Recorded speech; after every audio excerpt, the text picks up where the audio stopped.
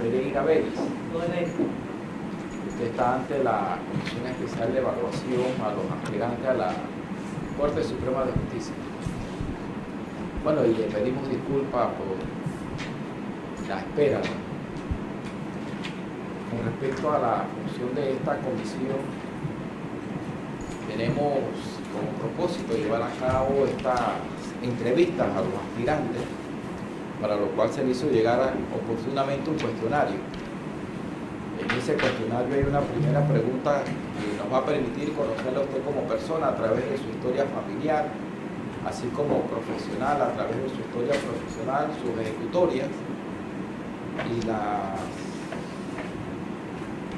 cualidades que usted considera posee como para aspirar a un cargo en la Corte Suprema de Justicia. Esta primera pregunta la va a formular la representante de Alianza Ciudadana, para la cual ya tiene la palabra. Sí.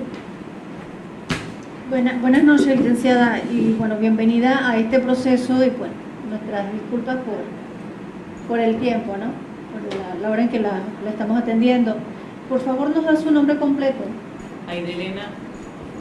¿Se oye? Sí. Aidelena Pereira Vélez. Sí, su número de cédula. 8-161-681.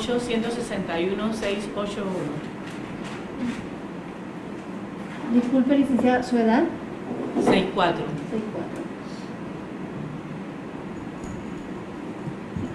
¿Sala a la que aspira? Tercera. Dentro de su rango de tiempo laboral, ¿cuántos años tiene de experiencia laboral? ¿En el órgano judicial o...? En total, primero, en total. Desde los 23 años, ¿hacemos cuenta? Ok, 31. ahí lo sacamos después. Y dentro del tiempo que tiene, ¿cuánto tiempo o de experiencia tiene en el área de que está pidiendo? 8 años. 8 años en específico. Luego podría explicar Claro por que sí. qué considero que más. Sí, ahí va a tener la oportunidad. Gracias. ¿Sus estudios académicos hasta qué nivel los ha llevado? Maestría, Maestría en Derecho Comercial y énfasis en aéreo y espacial Muy bien. en la Universidad de California en Los Ángeles, lo que le llaman UCLA. Muchísimas gracias. Licenciada, vamos a empezarle con las preguntas para conocer un poco su perfil. Siéntase cómodo de decirnos lo que usted considere, desea compartir sobre su historia familiar, su experiencia profesional. También nos gustaría escuchar su opinión, en su opinión, ¿qué cualidades la hacen merecedora de ocupar el cargo de magistrada de la Corte Suprema de Justicia? Y por favor, nos sustenta cuáles son sus atributos o los elementos que la llevan a tomar esta decisión y cómo es su experiencia de trabajo en equipo. Ok. Ante todo, quería decirles que el tiempo que estuve afuera esperando fue muy provechoso. Conocí un señor que no conocía, compartimos con el licenciado Zúñiga todo un coloquio de Derecho Procesal Penal y la pasamos muy bien. O sea que le dije al muchacho que era más joven, le digo, mira, estas son las cosas que son de la vida. Uno se programa, pero la vida viene, uno la enfrenta y recuérdate, yo le di ese consejo a él, recuérdate que cuando tú llegaste como si no hubiera, el tiempo no se te hubiera detenido ni un segundo.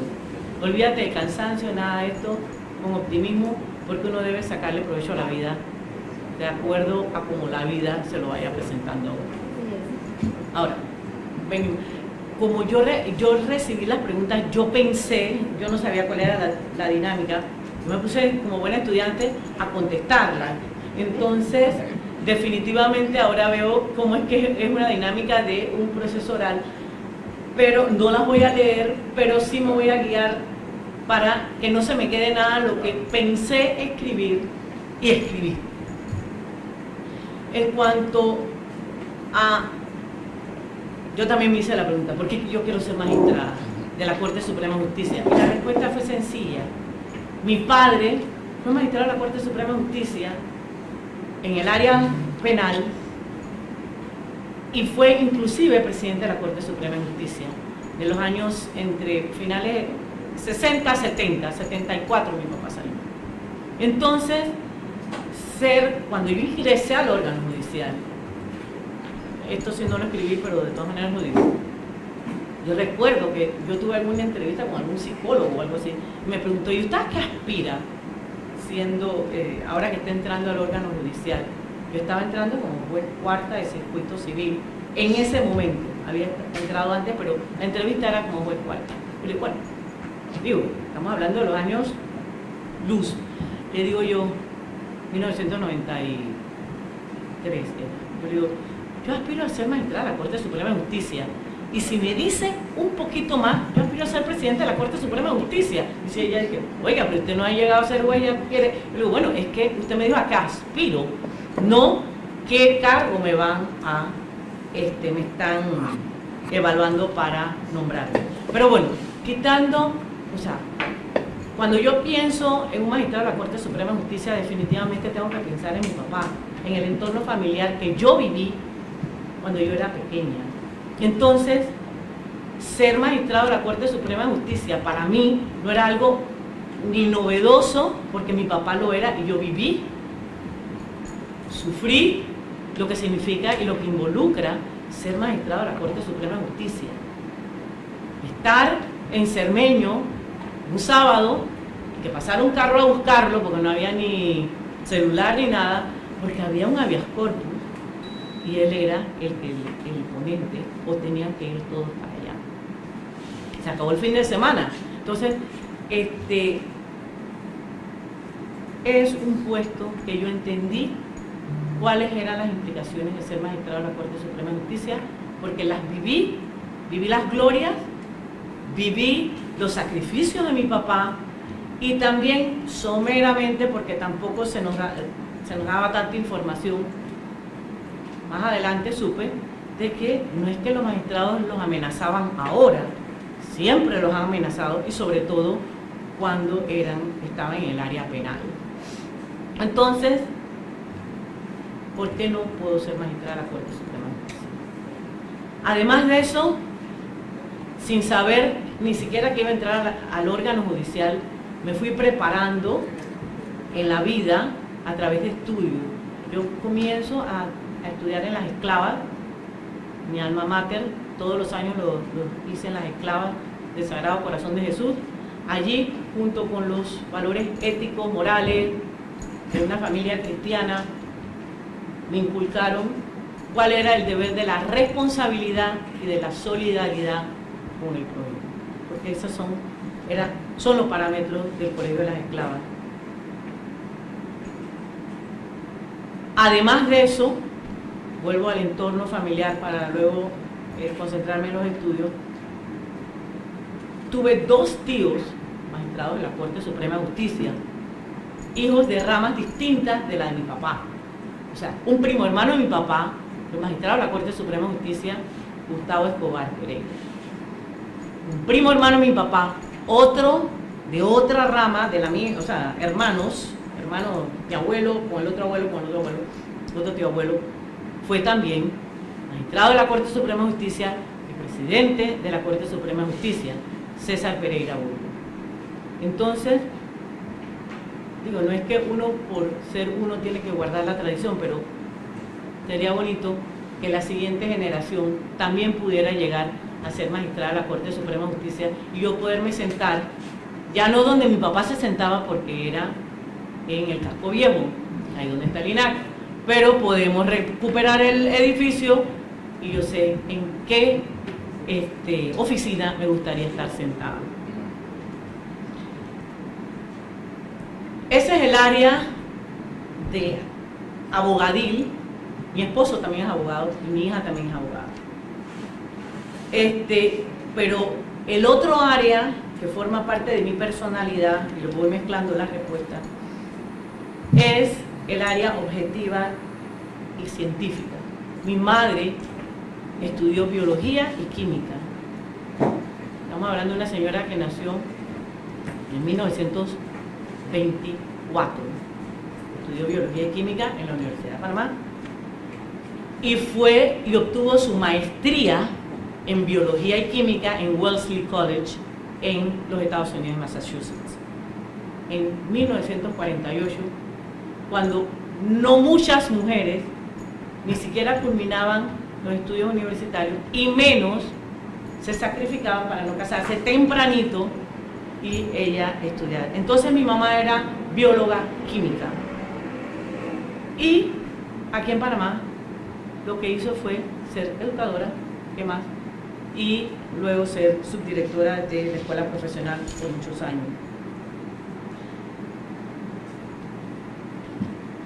La docencia por el lado de mi madre, la abogacía por el lado de mi padre, me ha hecho a mí llevar diferentes rutas hasta llegar aquí donde estoy parada. Ya les dije que vengo de las esclavas, estudié Derecho y Ciencias Políticas en la Universidad de Panamá, me gradué en 1979 con el segundo puesto. En las esclavas fui primer puesto, Inder, sexto grado, sexto año. Luego me ganó una beca Fulbright en 1989, por ahí, bueno, en el 88, cuando todavía se podía ganar alguna beca y no habían declarado la guerra a los Estados Unidos, o país en guerra o país no amigo. Me ganó una beca en 1988 y voy hacia, o sea, allí la beca me permite ir a la Universidad de South Carolina, a ir a Georgetown a coger unos cursos y finalmente caigo en Los Ángeles para coger mi maestría. Aquí en Panamá, mientras trabajaba y antes de que se pusiera de moda, cogí la especialización esa en docencia superior, y no solamente superior, sino media, porque bueno, tenía tiempo libre y me puse a estudiar eso y lo hice muchísimos años antes de que la universidad exigiera eso, porque la universidad no exigía a sus catedráticos ni a sus asistentes tener la docencia. Esos estudios redondean algo del clima familiar, y era que en casa se entendía que el progreso de cada uno primero dependía de cada uno, y segundo, que todos teníamos, los 4 hermanos, teníamos que optar por la excelencia. A veces uno no llega, pero uno tiene un estándar de excelencia y llega hasta donde las fuerzas y las cosas le permiten. Mis 4 hermanos, o sea, mis 3 hermanos y yo, mi hermano mayor era banquero, estudió en McGill University. Mi segundo hermano, Manuel, es médico, estudió en McGill University. Yo soy la primera mujer, y mi hermana Tavira es arquitecta. O sea, todos profesionales, que fue la herramienta y la gran herencia que nos dejaron nuestros padres, aparte del calor, el amor y la solidaridad en la familia. Desde el punto de vista profesional, apenas me gradué, al día siguiente prácticamente era asistente de profesor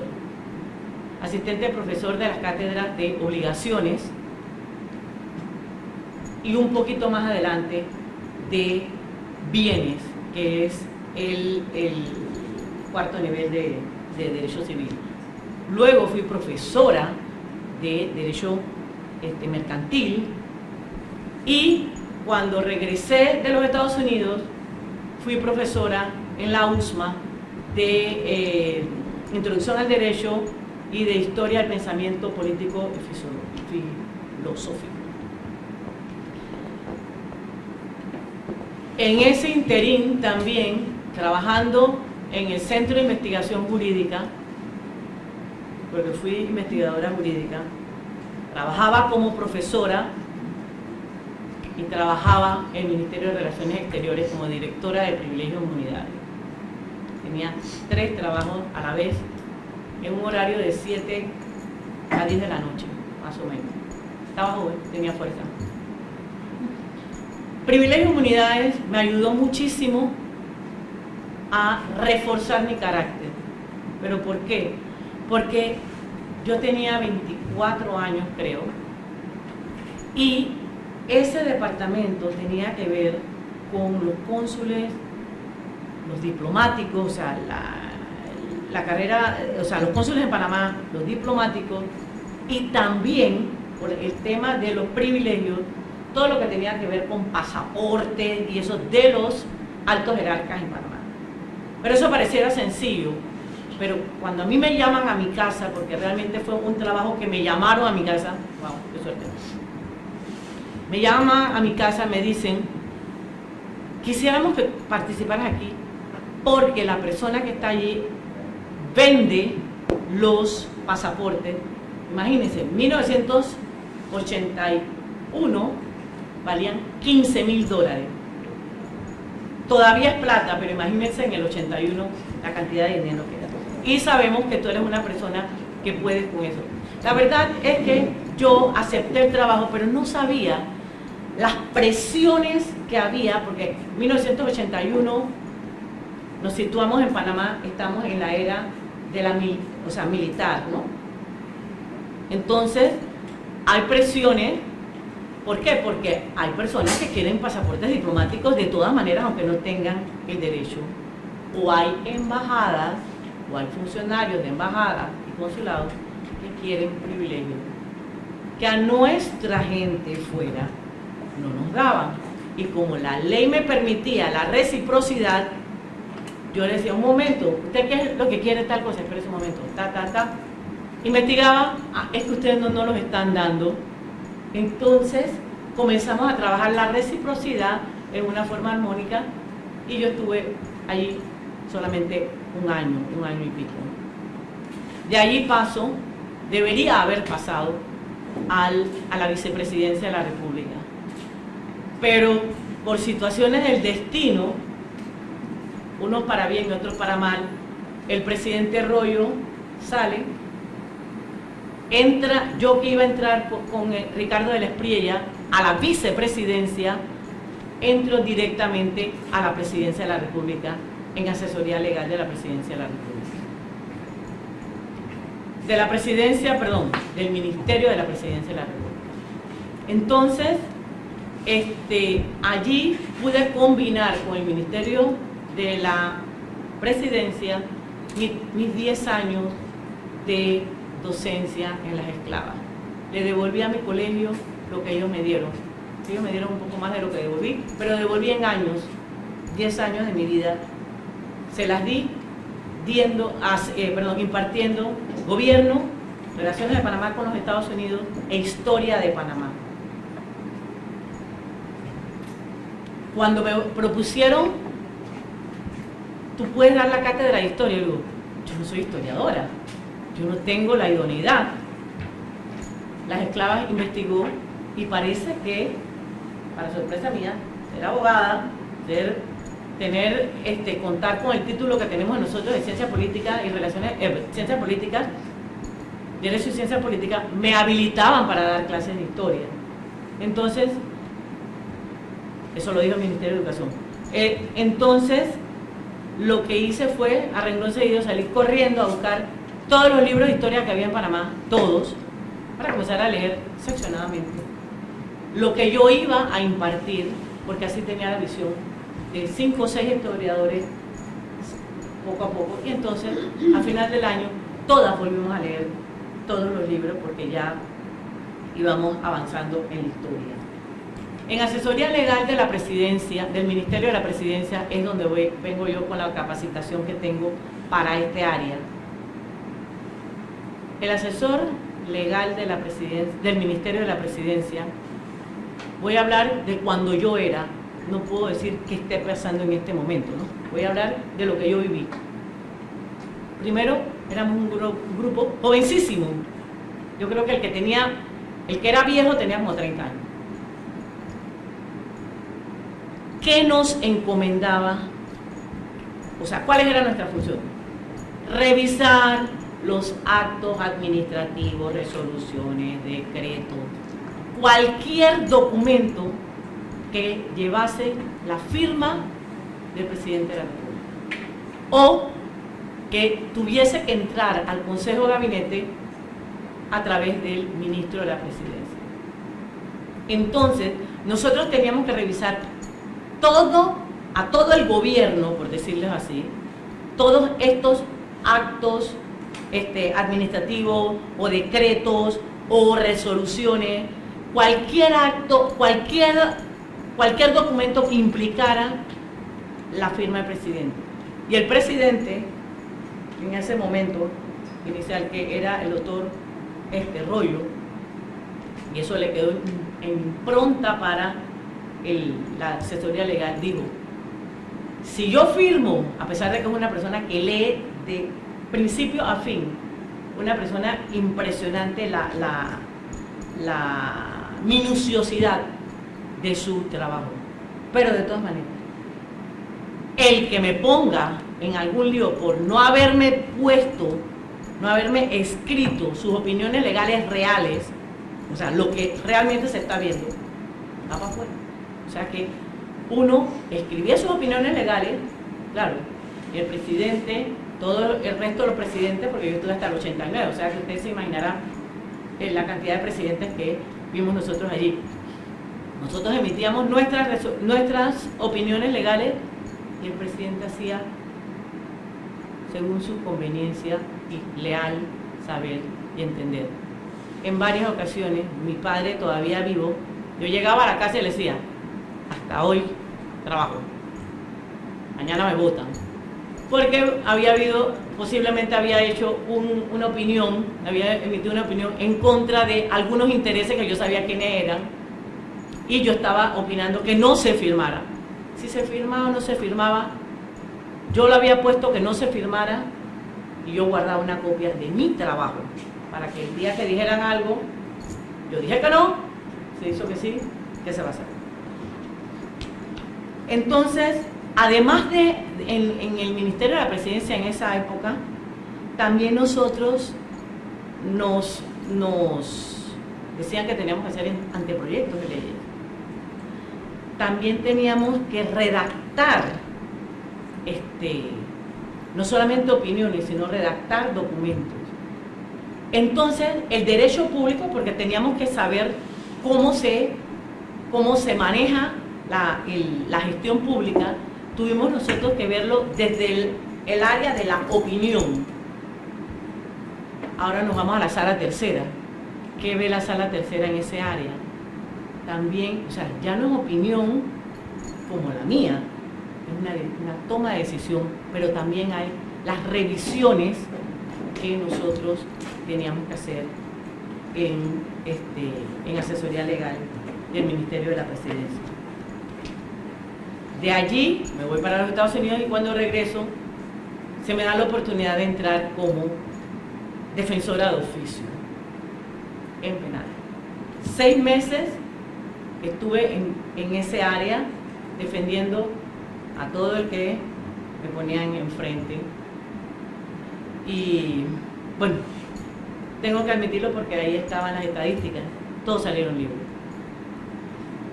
Una amiguita mía me dijo, oye, salte de esa rama porque estás dejando mucha maleantería afuera. Yo le dije, yo soy defensora de oficio.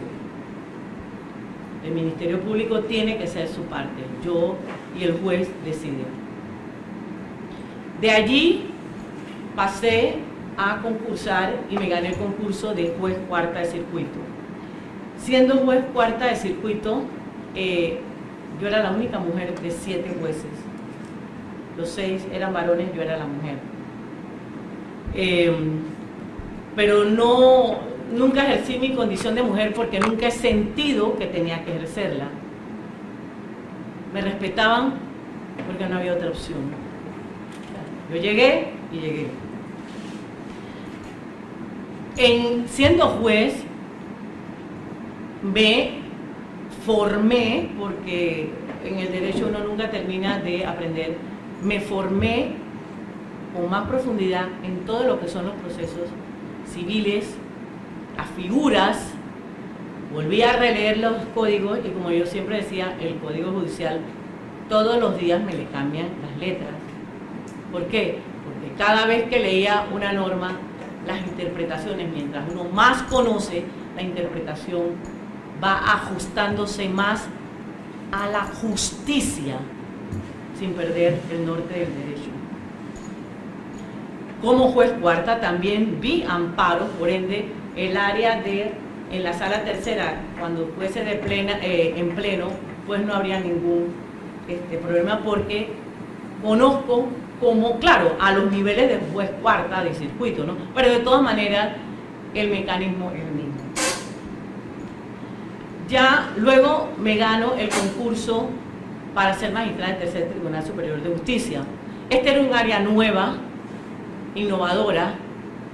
Yo era la única mujer de 2 varones que iniciamos esa jurisdicción. Como yo era la que venía del órgano judicial, me permitieron mis colegas, con mucha deferencia, que yo organizara la parte de la secretaría y eso, porque ellos venían de afuera y ya yo estaba adentro y ya yo sabía cuáles eran los mecanismos, y también me honraron por ser la primera presidenta de ese tribunal. Estando dentro del órgano judicial, comencé a participar porque fue el surgimiento de asociaciones, unas de mujeres solamente y otras de hombres y mujeres, Amajuc y Aspamac, y en un momento determinado de mi vida, en el 2012, pues llego a ser presidenta de la Asociación Panameña de Magistrados y Jueces. Esa fue otra oportunidad muy buena para el órgano judicial y Panamá. No porque me habían nombrado a mí, sino por mi manera de ser. Yo llego por primera vez a estos foros internacionales, así igualito a como están ustedes sentados, en donde cada país tiene a veces sus intereses, y cuando uno llega de último, hay cacicazgos y hay grupitos. ¿Qué hice yo? Vi todos los puntos de interés y me llamó la atención el tema de seguridad judicial. Entonces, fui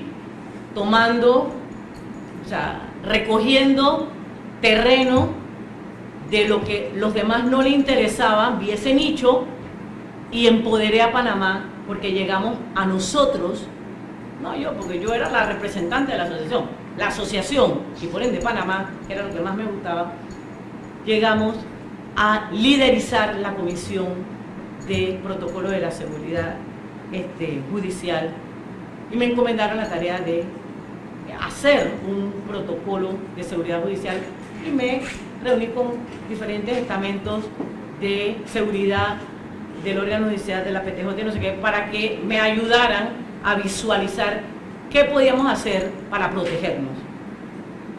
Pero ¿por qué también me apasionaba ese tema? Porque yo, como juez cuarta, cuando yo tenía un mes de estar sentada, tuve que resolver un caso que parecía una tontería porque uno no veía cuál era el problema. Un juicio ejecutivo hipotecario. Estábamos como en la foja, vamos a decir que estuviéramos en la foja 300, ya, estamos casi para venta judicial, remate, irnos a la segunda fase.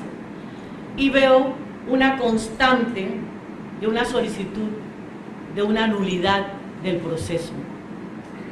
Yo estoy recién sentada, eso fue el 5 de abril. Yo entro en febrero, final de febrero. Entonces reviso y ¿qué observo? A foja como 5, 6, 7 del proceso. El juez de ese momento había una resolución que es la cabeza de los procesos ejecutivos, cuando uno libra mandamiento de pago para que las personas se notifiquen y bueno, se haga lo que se tenga que hacer. La cabeza del proceso no contaba con la firma del juez, solamente el secretario. No voy a decir cuáles fueron los incidentes porque ya esa parte no es interesante, Pero el proceso siguió y ya íbamos ya a prácticamente a dar el bien en propiedad de los ejecutantes. El ejecutado era un canadiense que lo habían notificado a través de un periódico, de esos que lo notifican cuando nadie lo lee y en el segmento que menos se lee. El proceso siguió y realmente lo que querían era birlarle el apartamento que en ese momento, 1993, costaba 10 millones de dólares. En ese momento, la propiedad valía 10 millones de dólares. Buscando, encontré que en las nulidades, ya saben que las nulidades son taxativas, nadie las puede inventar. Entonces, allí qué era lo que pasaba. Me fui con ese espíritu que me encanta de investigar y curiosear intelectualmente hablando. Me fui a buscar a ver qué decía por ahí la doctrina, qué había afuera.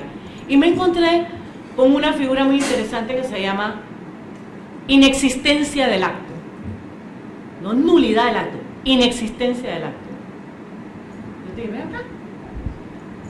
Si el juez no firma, allí no puedo declarar la nulidad de qué vicio. Allí nunca existió ese acto. Y si ese acto no existió, no puede generar otros efectos en el tiempo y en el espacio. Entonces, usé esa figura de inexistencia del acto. Ahí decía inexistencia, pero podría ser carencia del acto. Y por ende, siendo un poquito, acuérdense, soy juez, cuarta, recién tengo magistrados, tengo otro magistrado, juez cuarta. ¿Qué hice? Reconocí la inexistencia del acto y por ende dejé sin efecto el resto del expediente para darle la oportunidad al ejecutado de que compareciera. ¿Y por qué no había acto? Bueno, de ahí para adelante no les puedo explicar la vida que yo tuve por un par de años. Yo me estaba enfrentando al dueño de un medio de comunicación social que estaba detrás de él. Era el que estaba detrás del ejecutante. Me estaba enfrentando con abogados fuertes, me estaba enfrentando con una marea que ni siquiera yo sospechaba.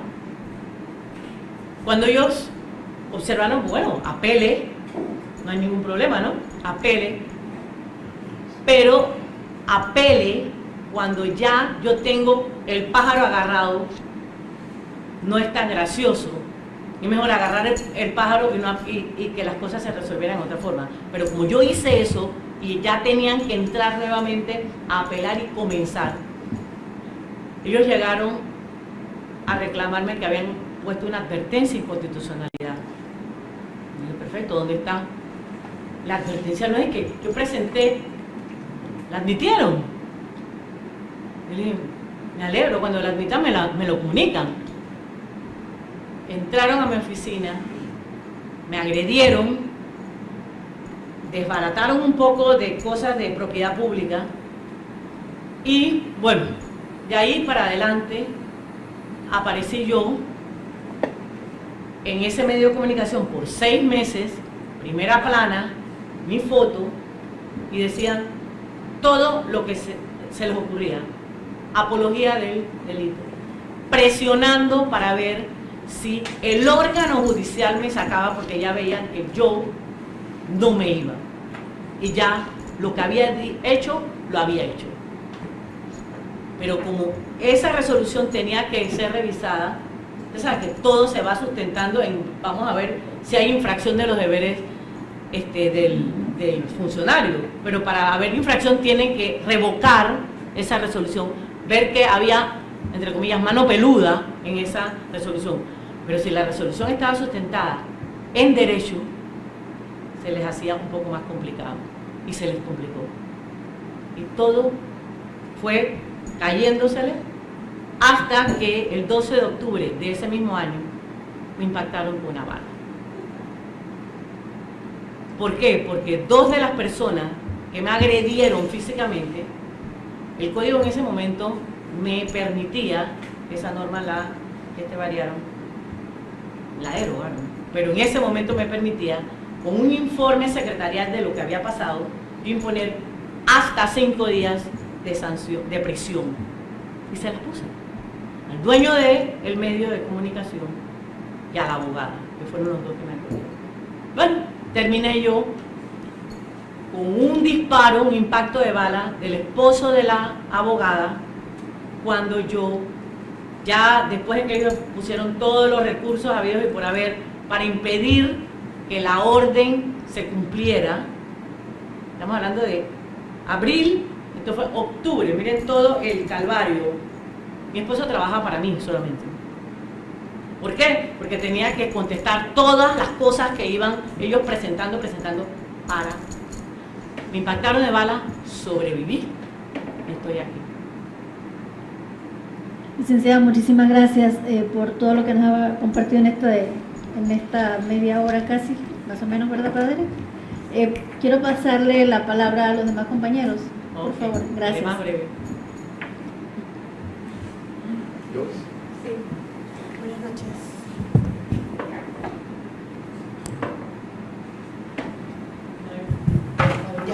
¿Ya? Sí. Voy a hacerle 2 preguntas en una, magistrado. ¿Ha sido usted investigada por alguna causa penal o por faltas a la ética ante el Tribunal de Honor del Colegio de Abogados, ante el órgano judicial del Ministerio Público o alguna instancia administrativa? Contra la ética nada, y investigada tampoco. Denunciada, me denunciaron, fueron 5 denuncias de 5 abogados distintos, bajo la misma causa, pero poniendo una cosita diferente para presionarme.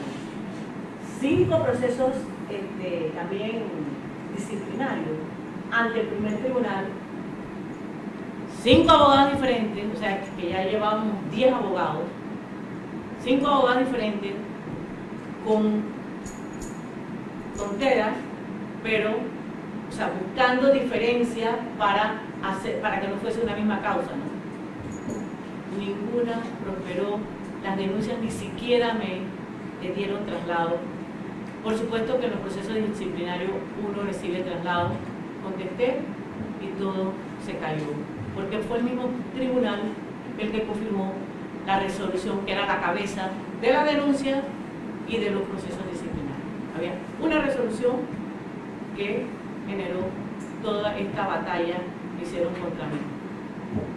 Como dijo el magistrado, yo perdone, ¿tú querías ser juez? Aguántate.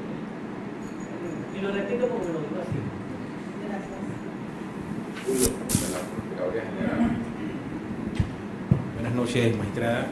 Una sola pregunta, porque usted ha hecho alusión en su relato a los niveles de independencia que tiene, ¿no?, para actuar y juzgar.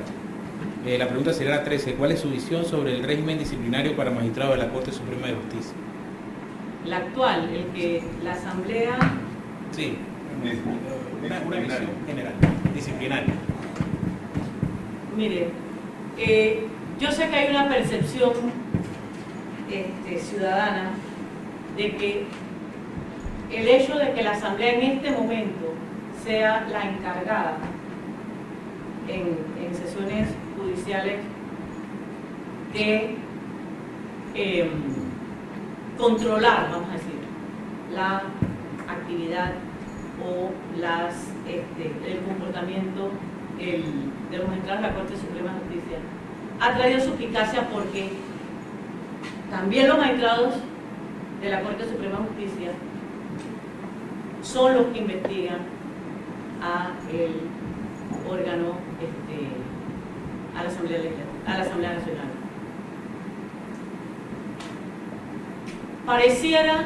Pareciera que no es conveniente que yo te juzgo, tú me juzgas. Pero les voy a decir una cosa, independientemente de que yo me leí el proyecto o los proyectos que hay ahí o las propuestas que hay de modificaciones a la Constitución en donde el régimen sería totalmente distinto. Yo pienso que esto es asunto de personalidad, esto es asunto de carácter. Si yo tengo un expediente que realmente fue presentado en debida forma, no hay otro remedio que proceder. A mí esa parte definitivamente sería mucho más conveniente que el sistema se cambiase. Pero los sistemas obedecen a las personas que formen parte de ese sistema. Y les voy a decir, hay jueces, magistrados, que puede ser que no sean independientes, porque puede ser que tengan temores reverenciales. Yo fui juez, yo sé lo que es eso, pero mi personalidad no se acopla a que si hacer algo por la sanción que pueda tener, lo hago porque es lo correcto y porque el código me respalda, la Constitución me respalda, y encima de eso yo que soy creyente sé que Papá Dios siempre me protege. Y yo tengo mi escudo protector y nada me penetra, porque no dejo que me penetre. Bueno, y más por curiosidad, ¿cómo acabó el caso ese donde fue herida de bala? Bueno, como nosotros estábamos pidiendo tentativa de homicidio, porque a mí el impacto de bala fue a 1,5 metros de mi cuerpo, un jurado de conciencia consideró que no se había aprobado porque el acusado dijo que hubo un momento de confusión y hubo como un halo que lo enturbeció y él sacó el arma, pero él no tenía la disposición, el ánimo de pegarme, de matarme, o sea, dirección de matarme, de asesinarme, sino que fue algo, y en ese algo quedó inocente. A pesar de que la bala está dentro, a pesar de que, yo tengo la bala todavía, a pesar de que fue a quemarropa, a pesar de que era juez, a pesar de que o sea, dejé varias vidas que ya se fueron, porque si tenemos 9 como los gatos, ahí dejé 2. La bala, miren lo que es el poder de Dios. La bala entró y me impactó una costilla. Era hollow point, esa que impacta la costilla. ¿Por qué? Porque yo tenía seguridad y él me golpeó y me entra por la espalda. Al reventarse, ahí queda, ¿no? Entonces, si me hubiera entrado por el frente, era aquí, no hubiéramos estado aquí, no hubiera podido ser aspirante a nada. Ya estaría en un mejor lugar. Pero como me entró para atrás, la costilla explotó. Cuando el primer lugar, porque eso fue en la corregiduría de Bellavista, el primer lugar que me llevaron fue el Santo Tomás. Yo sentí que me moría, ya yo sé lo que esa sensación, que no es nada raro, pero estoy aquí. El asunto es que cuando yo llego a Paitilla, yo le digo al médico, la bala me está caminando. Es el imposible, usted no puede saber eso. Cuando me sacan la otra radiografía y el no sé qué y el no sé cuánto, la bala había recorrido desde allí hasta la cintura por allí y me había ido quemando por su cuerpo. Fíjense el segundo milagro. El segundo milagro fue que estuvo a milímetros de la cama. Milímetros. Un roce, 5 minutos y me encontraba con mis abuelos.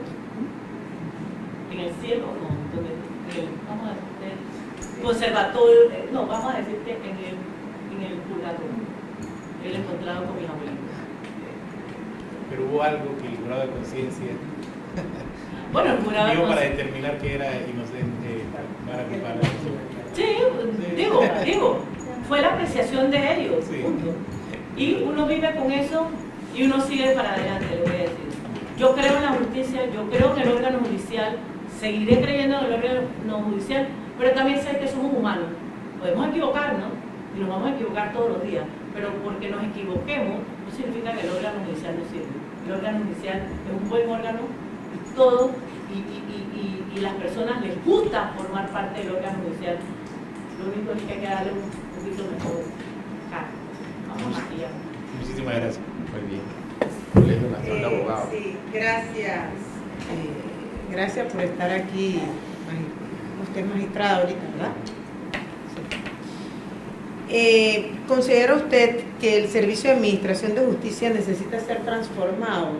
Si es así, denos su visión sobre eso. Definitivamente tiene que ser transformado. Pero las transformaciones, como todo en la vida, tienen que venir de arriba para abajo. Y yo creo en el ejemplo, tal vez porque en casa me enseñaron a que no valían las palabras, sino las acciones y lo que nosotros hacíamos de verdad. ¿Sabes qué? Es el tema de la excusa no era tan potable en casa. ¿Por qué? Porque la excusa significaba me voy por esa puerta para no hacer lo que tengo que hacer. Y en casa teníamos que hacer cada uno lo que teníamos que hacer. Éramos estudiantes, estudiar y salir bien. Somos profesionales, trabajar duro, cumplir el rol que se nos está encomendando y ayudar al lugar donde estemos. El órgano judicial, ayudando al órgano judicial, vamos a ayudar a Panamá. Aquí, esto es Panamá, esto no es el órgano judicial, esto no es la sala tercera, esto no es la sala primera, esto no es esto es Panamá. O ayudamos todos a Panamá, o ayudamos todos a Panamá. Yo creo que ya el momento de las intenciones deberían pasar a las acciones concretas. O sea, vuelvo a decir, tiene que venir de arriba para abajo. Esta es una oportunidad de oro para el órgano judicial y para Panamá. A ver, 3 magistrados. No voy a decir nuevo porque podría repetirlo. 3 magistrados. O sea que la frasecita, una golondrina no hace verano, ya no. Hay 3 golondrinas y hay personas que podrían sumarse si las personas vienen con voluntad, con capacidad, con ganas de hacer las cosas bien. Conocen el sistema, yo creo conocerlo, conozco el sistema, sé dónde están los problemas. Le voy a decir, la ley de carrera judicial va a ser un instrumento importante. La implementación total también. Pero dentro de esa implementación va a ser importante también la selección de aquellos cargos que todavía no han sido designados. O sea, que la Corte Suprema de Justicia va a jugar un rol importantísimo y juega el rol del ejemplo.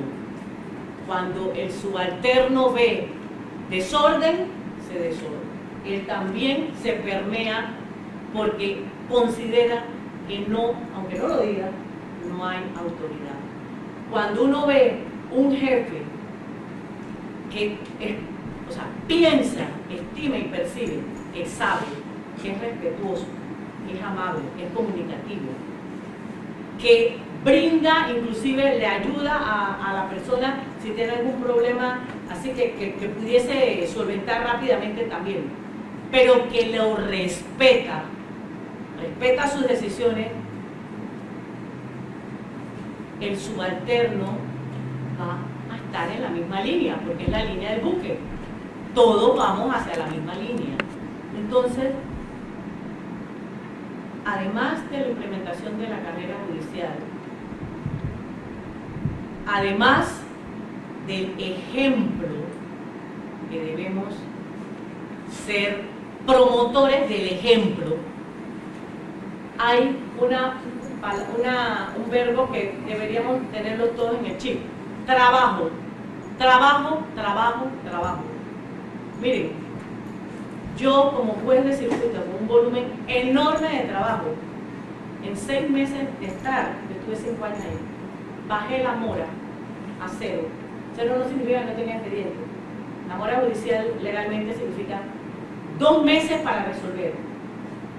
Lo bajé. ¿Cómo? Me organicé, vi, seccioné. Es que ese caso es muy viejo y da pereza. Oye, y los usuarios, ¿qué les pasa? O sea, qué falta de respeto. No importa. Es que es muy grande. Entonces, ¿para qué estamos aquí? Para los chiquitos. Es que esos abogados son problemáticos. Les voy a decir una cosa que yo he descubierto en mis años de ser juez y de magistrada. Velocidad. Y les voy a decir por qué es importante la rapidez. La rapidez no significa ser instantáneo. Cuando eres excesivamente rápido, hay suplicación. Pero vos, ¿cómo tú puedes hacer esas cosas tan rápidas? ¿Tú quién eres? James Bond. Demasiado lento, también trae suplicación. Porque no falla.